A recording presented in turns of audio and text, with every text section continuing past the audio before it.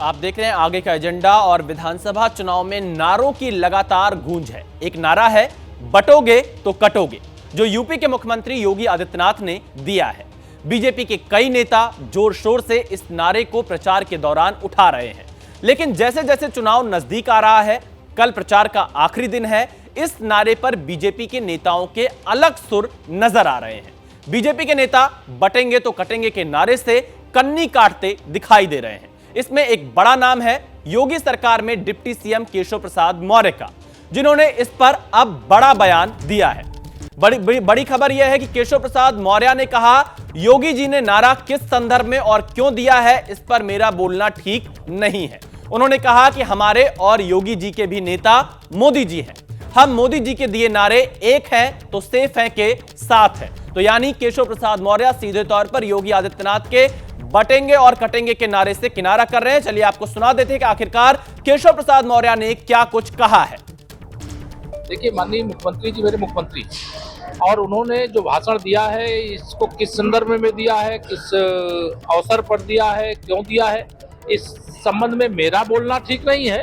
लेकिन मेरे भी नेता, मेरे मुख्यमंत्री जी के भी नेता, हमारे माननीय प्रधानमंत्री श्री नरेंद्र मोदी जी हैं, उन्होंने नारा दिया एक है तो सेफ है। हम सब कार्यकर्ता उस नारे के साथ जुड़े हुए हैं। लेकिन आप वह लाइन ले रहे हैं जो अखिलेश यादव जी को अच्छी लगेगी, तो वो ठीक नहीं। अखिलेश यादव जी की साइकिल पंचर हो चुकी है और समाजवादी पार्टी समाप्तवादी पार्टी बनने जा रही है।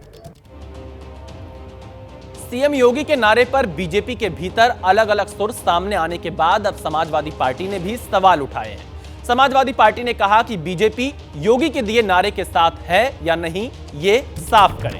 तो ये समाजवादी पार्टी की तरफ से बयान आया है कि बीजेपी क्या योगी के दिए नारे के साथ है या नहीं, इस पर अपनी स्थिति साफ करे, क्योंकि केशव प्रसाद मौर्य ने साफ तौर से कहा है कि उनका नारा है एक है तो सेफ है। देखिए, कोई किसी को लड़ाना नहीं चाह रहा है, और अगर आप किसी से लड़ना नहीं चाहते हैं तो आप लड़ नहीं सकते, न कोई आपको लड़ा सकता है। आपने खुद ही कहा कि कटेंगे बटेंगे मुख्यमंत्री जी का नारा है, तो उन्हीं से प्रतिक्रिया लीजिए। तो भारतीय जनता पार्टी इस नारे के साथ में है कि नहीं है, ये बताना चाहिए। हमने तो अपना मत स्पष्ट कर दिया है। तो देखिए, बड़ा सवाल यहां पर यही उठ रहा है कि क्या केशव प्रसाद मौर्य योगी आदित्यनाथ के बटेंगे तो कटेंगे वाले नारे से किनारा कर रहे हैं। हमारे दो सहयोगी इस वक्त इस खबर पर ज्यादा जानकारी देने के लिए जुड़ चुके हैं। वीरेश पांडे लखनऊ से लाइव है और अंकित गुप्ता दिल्ली से हमारे साथ जुड़ चुके हैं। वीरेश, केशव प्रसाद मौर्य साफ तौर से कह रहे हैं कि हमारे भी नेता और योगी जी के भी नेता प्रधानमंत्री मोदी हैं, और उन्होंने नारा दिया है एक है तो सेफ है। यानी ये माना जाए कि योगी के नारे से साफ तौर से केशव प्रसाद मौर्य किनारा कर रहे हैं। निश्चित रूप से उन्होंने स्पष्ट कर दिया है कि हमारे और मुख्यमंत्री सभी के नेता और पार्टी के सर्वोच्च नेता नरेंद्र मोदी हैं। अगर उन्होंने कोई मोदी मंत्र दिया है, वो लागू पूरे देश में भारतीय जनता पार्टी के हर कार्यकर्ता के ऊपर होगा, और कार्यकर्ता मैं भी हूं, मुख्यमंत्री भी हैं।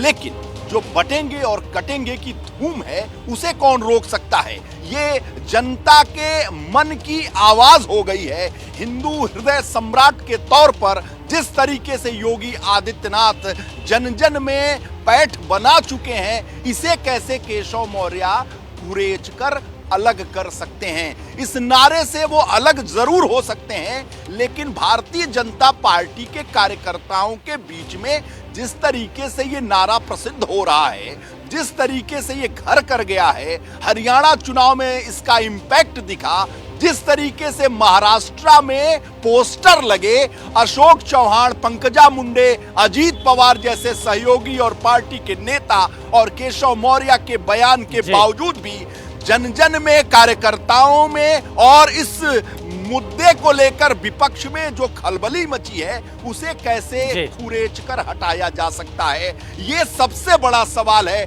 लेकिन जो नारे चल जाते हैं, जो गाने कर्णप्रिय होते हैं, उसे आप किसी संगीतकार, किसी गायक से कैसे छीन सकते हैं? अब ये तीर निकल चुकी है। जिस तरीके से बटेंगे और कटेंगे की लोकप्रियता पूरे देश में गुंजायमान है, इसे अब रोक नहीं सकते हैं केशव प्रसाद मौर्य। चलिए वीरेश, आप हमारे साथ बने रहिएगा। आगे एक और खबर दिखाते हैं। केशव प्रसाद मौर्य ने सीएम योगी के नारे से किनारा कर लिया, तो रक्षा मंत्री राजनाथ सिंह ने चुनाव प्रचार के दौरान मतदाताओं को सलाह दी कि ना बंटना है ना बांटना है, जबकि शिवराज सिंह चौहान ने नया नारा दिया, जुड़ोगे तो जीतोगे। तो देखिए, राजनाथ सिंह ने कहा कि ना बंटना है ना बांटना है, और शिवराज सिंह चौहान कह रहे हैं जुड़ोगे तो जीतोगे। देश को बांटने की बात कर रहे हैं, इसलिए एक चीज याद रखिएगा मेरे बहनों भाइयों, कि आपको न बंटना है और न आपको बांटना है। पूरे देश को एक साथ रहना है, एकजुट रहना है। हम विभाजन से बचेंगे तो विकास की ओर बढ़ेंगे और एक विकसित राष्ट्र और एक विकसित महाराष्ट्र गढ़ेंगे। इस संकल्प के साथ हम लोग को कदम आगे बढ़ाने की जरूरत है। देश के टुकड़े टुकड़े जात पात में बांट के करना चाहते हैं। एक रहोगे तो सेफ रहोगे, बंटना मत मेरे भाइयों, बंटना मत। ये हमको तोड़ना चाहते हैं, ये हमको तोड़ना चाहते हैं, लेकिन हम जोड़ना चाहते हैं। जुड़ेंगे तो जीतेंगे, आगे बढ़ेंगे, याद रखना। अब देश टूटने नहीं देंगे। बीजेपी में बटेंगे तो कटेंगे नारे पर चल रहे सवालों के बाद कांग्रेस प्रवक्ता सुप्रिया श्रीनेत ने बीजेपी पर तंज कसा है। उन्होंने दावा किया कि बीजेपी में मोदी का नारा वर्सेस योगी का नारा चल रहा है और ये खुद बटेंगे और जल्द हटेंगे। तो देखिए, सुप्रिया श्रीनेत ने यहां पर ट्विटर पे पोस्ट किया है, एक्स पर पोस्ट किया है, और जो बटेंगे और कटेंगे नारे को लेकर विवाद है उस पर अपनी प्रतिक्रिया दी है। हमारे सहयोगी अंकित गुप्ता भी दिल्ली से जुड़े हुए। अंकित गुप्ता, बटेंगे तो कटेंगे नारे पर कई नेता किनारा करते हुए दिखाई दे रहे हैं। महाराष्ट्र से लेकर झारखंड चुनाव और उत्तर प्रदेश के उपचुनाव में भी इस नारे पर संग्राम मचा हुआ है। आखिरकार केशव प्रसाद मौर्य को ही किनारा क्यों करना पड़ रहा है योगी के इस नारे से? देखिए विशाल, ये जो है बीजेपी के अंदर की जो राजनीति चल रही है ये किसी से छुपी नहीं है। पिछले कई ऐसे मौके रहे हैं जब दोनों मुख्यमंत्री ब्रजेश पाठक हो या केशव मौर्य हो, जो मुख्यमंत्री ने फैसले लिए हैं उनको लेकर के मुखर विरोध भी कर चुके हैं, और फिर ये कहा गया कि संगठन की बात भी सुनी जानी जरूरी है। इस तरीके से पिछले 4-5 महीनों से हम देख रहे हैं। लेकिन आज की तारीख में महत्वपूर्ण क्या है? आज की तारीख में महत्वपूर्ण यह है कि उत्तर प्रदेश के मुख्यमंत्री योगी आदित्यनाथ ने ये जो नारा दिया था, बटोगे तो कटोगे, ये नारा आज नहीं दिया गया, ये पिछले 2-3 महीनों से चला आ रहा है। और अब तो महाराष्ट्र और झारखंड समेत जो उपचुनाव होने हैं उनके लिए आज अभी मतदान, जो एक तरीके से चुनाव प्रचार है वो कल खत्म हो जाएगा। यानी कि अंतिम क्षण पे आकर के अगर इस तरीके की बातें आ भी रही हैं तो उसका बहुत ज्यादा क्या जमीन पर असर पड़ेगा? जी नहीं। लेकिन यहां महत्वपूर्ण क्या है? महत्वपूर्ण यह है कि प्रधानमंत्री ने जो नारा दिया है उसको लेकर के पार्टी के तमाम नेता आगे बढ़ रहे हैं। लेकिन यह भी साफ कर देना जरूरी है कि धरातल पर, जमीन पर बीजेपी के जो कार्यकर्ता हैं वो योगी आदित्यनाथ के नारे को भी उसी तरीके से आगे बढ़ा रहे हैं। यानी साफ तौर पर इस वक्त जो है जमीन की बात की जाए, मतदाताओं के बीच जाने की बात की जाए तो बटोगे कटोगे और एक रहेंगे तो सेफ रहेंगे जैसे नारे ये लगातार जनता के बीच पहुंच रहे हैं। जी बिल्कुल, देखिए, नारों के सहारे तो चुनावी लड़ाई लड़ी जाती है और जनता को ये पसंद करना है कि कौन सा नारा पसंद आ रहा है या नहीं। लेकिन सीएम योगी के जिस बयान को लेकर अब बीजेपी के नेता कन्नी काटते हुए दिखाई दे रहे हैं, वो पूरा बयान क्या है आपको सुना देते हैं। क्योंकि हम बटे थे इसलिए कटे थे, जाति के नाम पर बटे थे इसलिए कटे थे, बटेंगे तो और एक रहेंगे तो सेफ रहेंगे, एक रहेंगे सेफ रहेंगे। बटेंगे तो कटेंगे के नारे पर सिर्फ बीजेपी के नेताओं के सुर अलग नजर नहीं आ रहे हैं। महाराष्ट्र में गठबंधन के साथी अजित पवार भी इस नारे से सहमत नहीं हैं। आपको सुनाते हैं कि एबीपी न्यूज के साथ इंटरव्यू में अजित पवार ने इस नारे को कैसे नकार दिया था। आपको यानी कि अजित पवार को सूट नहीं कर रहा है, आपने कई मंचों से इसकी मुखालफत की है। नहीं कर रहा है, ये महाराष्ट्र के माहौल में सूट नहीं करता है। नहीं करता। फिर बीजेपी के नेता क्यों आकर इस नारे को अपना बिल्कुल बाहर के स्टेट के मिनिस्टर, चीफ मिनिस्टर आते हैं, वो बोलते हैं या ऐसे नारे नॉर्थ में लोग सुनते होंगे और उनके बारे में सोचते होंगे। बीजेपी नेता शहनवाज हुसैन का कहना है कि बांटना और राज करना कांग्रेस की आदत है, इसीलिए उसको इस नारे से ऐतराज है। भारतीय जनता पार्टी के वरिष्ठ नेता प्रवक्ता शहनवाज हुसैन जी हमारे साथ हैं। सर, आप महाराष्ट्र में प्रचार करने आए हैं, चुनाव प्रचार, बटेंगे तो कटेगा नारा चल रहा है, बहुत से मुद्दे पीछे छूट गए हैं, किस तरह से देखते हैं इस नारे को, बटेंगे तो कटेंगे, एक है तो सेफ है? एक तो महाराष्ट्र में चुनाव महायुति बहुत अच्छे से जीत रही है।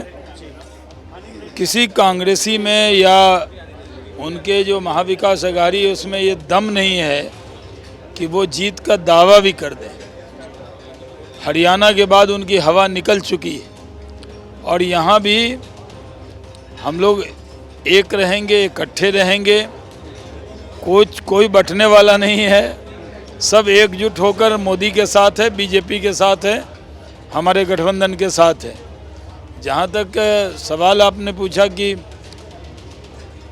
बटेंगे तो कटेंगे, तो बटे थे ना 47 में हम, तो ट्रेन कट जाती थी।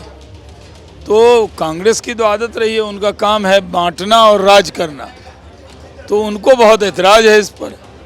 हम अगर कह रहे हैं कि एक रहना है, एकजुट रहना है, जात के नाम पे नहीं, धर्म के नाम पे नहीं, भाषा के नाम पे नहीं, तो इसमें किसी को क्यों पेट में दर्द हो रहा है? महाराष्ट्र में चुनाव प्रचार ने अब रफ्तार पकड़ ली है। गढ़चिरौली में आज अमित शाह की चुनावी जनसभा होगी और वर्धा में भी अमित शाह रैली को संबोधित करेंगे। वहीं उत्तर प्रदेश के मुख्यमंत्री योगी आदित्यनाथ की आज महाराष्ट्र में 3 जनसभाएं होनी हैं। महायुति के लिए पवन कल्याण भी चुनाव प्रचार करेंगे। प्रियंका गांधी भी गढ़चिरौली में जनसभा को संबोधित करेंगी। यानी कि अब मात्र आज और कल का जो वक्त बचा है चुनाव प्रचार के लिए, उसमें सभी राजनीतिक दल पूरी ताकत लगा रहे हैं। महाराष्ट्र में विधानसभा चुनाव प्रचार के लिए गृह मंत्री अमित शाह की कई रैलियां हैं, मुख्यमंत्री योगी आदित्यनाथ की तीन जनसभाएं होनी हैं, पवन कल्याण भी चुनाव प्रचार करेंगे और कांग्रेस महासचिव प्रियंका गांधी भी गढ़चिरौली में जनसभा को संबोधित करेंगी। यानी महाराष्ट्र में चुनाव प्रचार ने पूरी तरह से रफ्तार पकड़ी हुई है। अब देखना यही है कि आखिरकार महाराष्ट्र की जनता किन के वादों पर और किन के दावों पर भरोसा जताती है।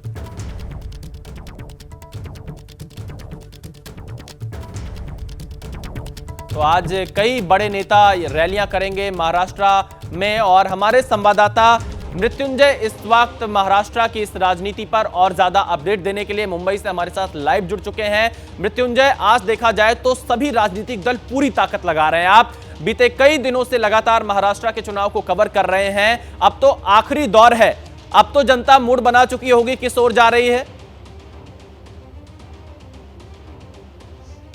बिल्कुल सही कहा आपने विशाल। देखिए, महाराष्ट्र विधानसभा चुनाव का ये चुनाव प्रचार का आखिरी सुपर संडे है।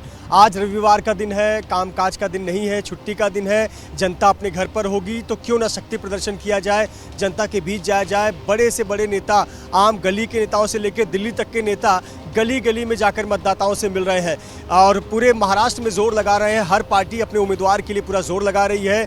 बाहर से बड़े नेता आ रहे हैं, महाराष्ट्र में चुनाव प्रचार कर रहे हैं। लेकिन विशाल, हम पिछले कई दिनों के चुनाव प्रचार को अगर देखें तो आपने कभी ध्यान नहीं दिया होगा कि किसी ने किसानों के मुद्दे पर बात की, किसी ने किसान आत्महत्या के मुद्दे पर बात की, जो असामयिक बारिश होने से फसलें बर्बाद हो गई उस पर कोई बात कर रहा है, रोजगार, तमाम मुद्दे पीछे छूट गए। डेवलपमेंट के भी मुद्दे बहुत कम चर्चा में आए, लेकिन कहीं न कहीं ध्रुवीकरण की राजनीति होते दिखी, दोनों ही तरफ से देखने को मिली। जहां एक तरफ बटेंगे तो कटेंगे, एक है तो सेफ है, एक है तो नेक है, इस प्रकार के नारे दिखे, तो दूसरी तरफ मौलाना मस्जिद से ऐलान करते हुए नजर आए कि बीजेपी को हराने के लिए एमवीओ को एक तरफ वोट करना चाहिए।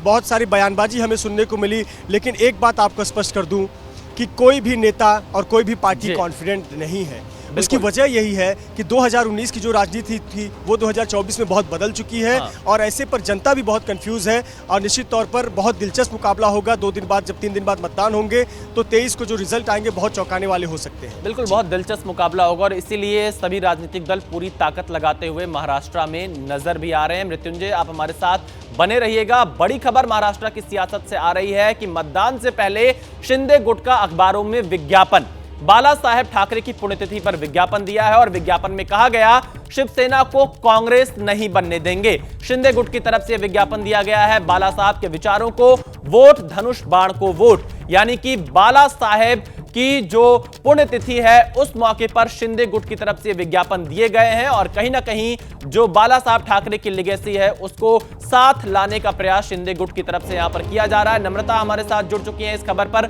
नम्रता, इस विज्ञापन के क्या मायने निकाले जाएं? देखिए विशाल, इस विज्ञापन के बहुत मायने होते हैं क्योंकि प्रचार के लिए 2 दिन बचा है, 20 नवंबर को मतदान होना है। ऐसे में आज पुण्यतिथि के मौके पर जो है बाला साहेब की स्मृति स्थल पर तमाम लोग पहुंच रहे हैं, लेकिन विज्ञापन देखकर इस बात को क्लेम करते नजर आ रहे हैं एकनाथ शिंदे कि उनके विचार आज भी हमारे साथ है, उनकी जो एक्चुअल धनुष बाण वाली शिवसेना है वो हमारे साथ है। और एक बहुत बड़ा मैसेज उन्होंने लिखा है बाला साहेब ठाकरे को कोट करते हुए कि मैं अपनी शिवसेना का कांग्रेस नहीं होने दूंगा। यानी कि उद्धव ठाकरे पर तो निशाना है ही, साथ ही कांग्रेस पर भी निशाना साध दिया है। एक बहुत बड़ा मैसेज देने की कोशिश कर रहे हैं वो पुण्यतिथि के दिन, क्योंकि आप देखेंगे सुबह से ही बाला साहेब ठाकरे की जो पुण्यतिथि स्थल पर है तमाम शिवसेना के नेता पहुंच रहे हैं, अपने अपने बात रख रहे हैं और लगातार एक ही बात रिपीट कर रहे हैं कि हम असली शिवसेना है। शिंदे कहते हैं हम असली शिवसेना है, लेकिन इसका फायदा किसको होगा वो 20 नवंबर को पता चलेगा। अब 2 दिन बचा है तो 2 दिन में कोई भी कमी नहीं रखना चाहते, कोई भी वक्त जो है वेस्ट नहीं करना चाहते, इसलिए विज्ञापन में भी ऐड देकर अपनी बात को यहाँ पर रखने की कोशिश की गई है। विशाल, बिल्कुल नम्रता, तो देखिए आपने यहाँ पर बताया कि किस तरह से विज्ञापन के जरिए एक दूसरे को लुभाने का प्रयास यहाँ पर किया जा रहा है। हालांकि जनता को तय करना है कि असली और नकली शिवसेना का जो दावा है उसमें कौन किस पर भरोसा करता है। फिलहाल आप दोनों हमारे साथ जुड़े, इस जानकारी देने के लिए बहुत शुक्रिया। महाराष्ट्र के अमरावती में पूर्व सांसद और बीजेपी नेता नवनीत राणा की रैली में हंगामा हुआ है। रैली में कुछ लोगों ने कुर्सियां फेंकी हैं जिसमें नवनीत राणा बाल बाल बच गई, जिसके बाद उन्होंने खल्लार पुलिस थाने में जाकर शिकायत दर्ज करवाई। नवनीत राणा अमरावती के दरियापुर विधानसभा क्षेत्र के खल्लार गांव में युवा स्वाभिमान पार्टी के उम्मीदवार के समर्थन में रैली करने पहुंची थी। पुलिस थाने में शिकायत दर्ज करवाने पहुंची नवनीत राणा ने कहा, अगर कार्रवाई नहीं हुई तो इसके खिलाफ प्रदर्शन किया जाएगा। तो देखिए महाराष्ट्र की सियासत से जुड़ी हुई ये बड़ी खबर है। नवनीत राणा की रैली में हंगामा हुआ है, कुछ लोगों ने कुर्सियां फेंकी हैं जिसमें नवनीत राणा बाल बाल बच गई हैं, जिसके बाद नवनीत राणा ने खल्लार पुलिस थाने में जाकर शिकायत दर्ज कराई है और अब ये मांग कर रही हैं कि कार्रवाई हो और अगर कार्रवाई नहीं हुई तो इसके खिलाफ प्रदर्शन किया जाएगा। 2 तस्वीरें हम आपको दिखा रहे हैं। नवनीत राणा की रैली में हंगामा जहां पर कुर्सियां फेंकी गई, और दूसरी तस्वीर में नवनीत राणा पुलिस स्टेशन पहुंचती हैं जहां वो शिकायत दर्ज कराती हैं और बताती हैं कि अगर कार्रवाई नहीं हुई तो फिर प्रदर्शन किया जाएगा। लेकिन आप देखिए नवनीत राणा की रैली में किस तरह से हंगामा हुआ है, प्रदर्शन हुआ है, कुर्सियां फेंकी गई हैं और नवनीत राणा बाल बाल बची हैं। खूप शांततेने आम्ही आमचा प्रचार करत होतो, पण भाषण करत असताना स्टेजवर जेव्हा मी उभी होती तर तिथून घाणेरडे इशारे करत होते, तिथून मला वोटिंग करत होते, पण माझे कार्यकर्त्यांना पाहून जोरात जोरात अल्लाहू अकबर करायला लागले। त्यांनी उचलला खुर्च्या आणि फेकणं आणि मारणं सुरू केला आणि आता आम्ही गुन्हा दाखल केला आहे। रात्रभरापर्यंत जर त्यांना अटक नाही झाली तर सकाळी 10 वाजता इथे वेगळं चित्र पूर्ण अमरावतीमध्ये जेवढा हिंदू समाज आहे सगळे एकत्रित राहील।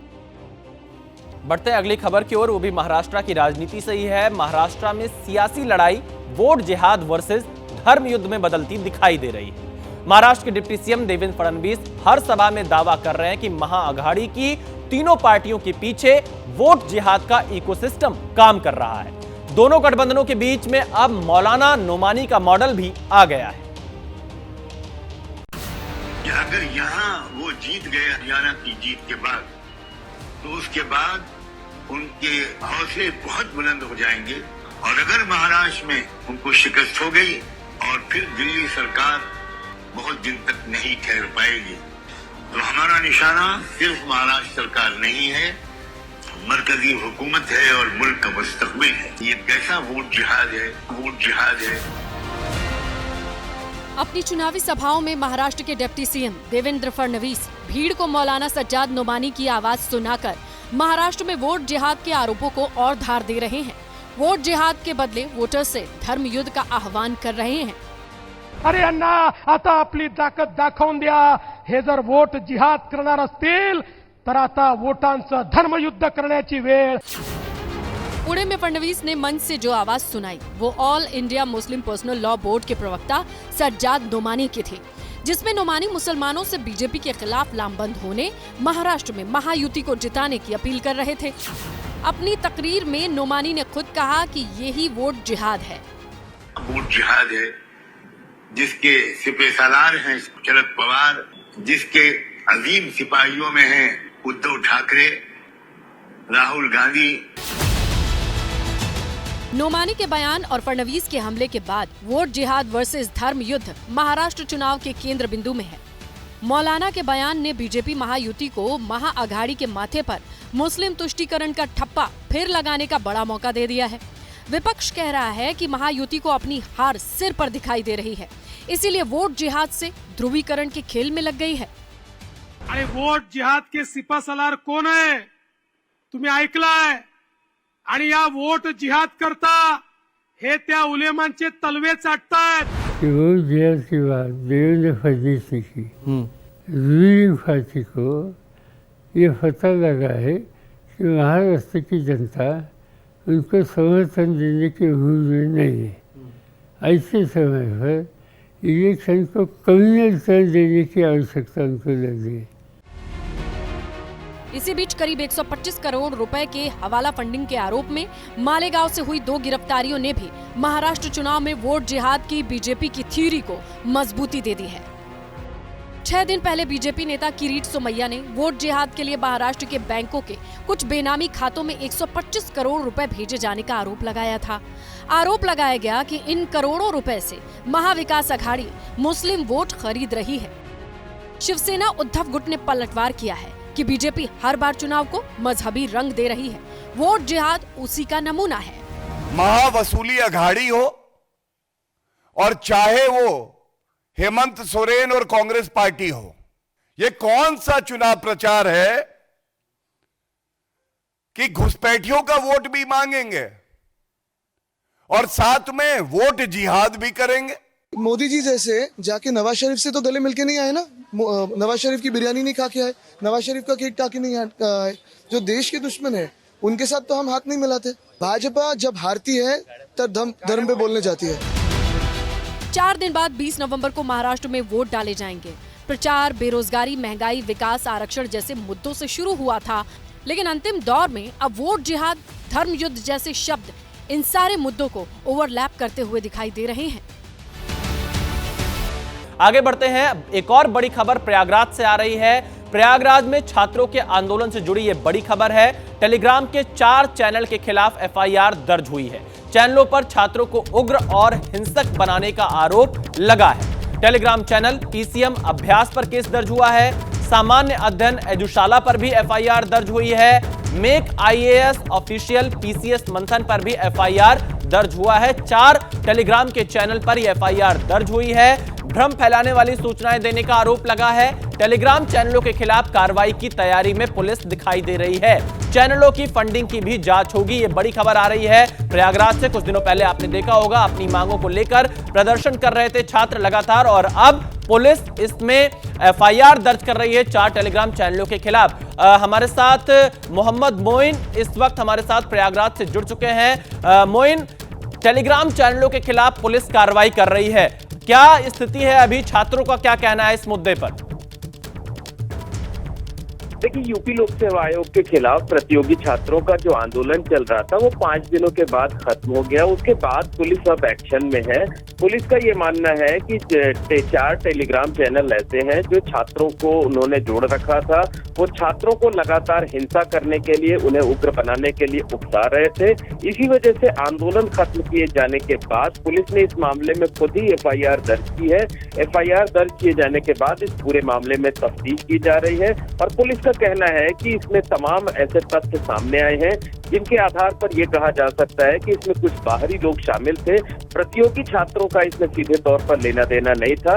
हमारी प्रतियोगी छात्रों से कोई वो नहीं है और प्रतियोगी छात्र जिनको हिरासत में लिया गया था, जिन्हें गिरफ्तार कर जेल भेजा गया था, उन सभी को छोड़ दिया गया है। लेकिन इन टेलीग्राम चैनलों की भूमिका के बारे में जांच की जाएगी और अगर गलत पाया जाता है तो उनके खिलाफ सख्त कार्रवाई भी की जाएगी। लेकिन देखिए, जो छात्रों की मांग थी मोइन, उसके सामने तो सरकार को झुकना ही पड़ा। फिलहाल आपका बहुत शुक्रिया पूरी जानकारी देने के लिए। आगे बढ़ते हैं। शिमला में स्वामी रामकृष्ण मिशन आश्रम में विवाद हुआ है। देर रात मंदिर में पूजा करने पहुंचे ब्रह्म समाज के लोग, रामकृष्ण मिशन के लोगों ने विरोध किया। ब्रह्म समाज और रामकृष्ण मिशन के भक्त आमने सामने दिखाई दिए। आश्रम में तैनात हुई भारी पुलिस फोर्स। शिमला में स्वामी रामकृष्ण आश्रम में विवाद हुआ है। देर रात मंदिर में पूजा करने पहुंचे थे ब्रह्म समाज के लोग, रामकृष्ण मिशन के लोगों ने विरोध किया। ब्रह्म समाज और रामकृष्ण मिशन के भक्त आमने सामने दिखाई दिए। ये भक्त बन के आए और आरती अटेंड की, तो आरती के बाद बोला स्वामी जी हम लोग भक्त हैं, प्रवचन दो। तुम स्वामी जी ने प्रवचन दिया, फिर उन्होंने कहा आप बोलो, तो मैं नहीं बोला। तो मैं बोला 8:30 बज गए, मंदिर बंद करने का समय है। उसके बाद इन लोगों ने जय ब्राह्मो करते हुए ये हमारा मंदिर है, 138 साल से हमारा मंदिर है, आप कब्जेदार हो, आप गुंडे हो, ऐसा उत्पात करने लगे। तो फिर कलश स्थापना, जब मंदिर है, आपका मामला सुप्रीम कोर्ट में पेंडिंग है, अभी 28 जनवरी को इसका डेट लगा हुआ है सुप्रीम कोर्ट में, फिर भी ये लोग कर रहे हैं।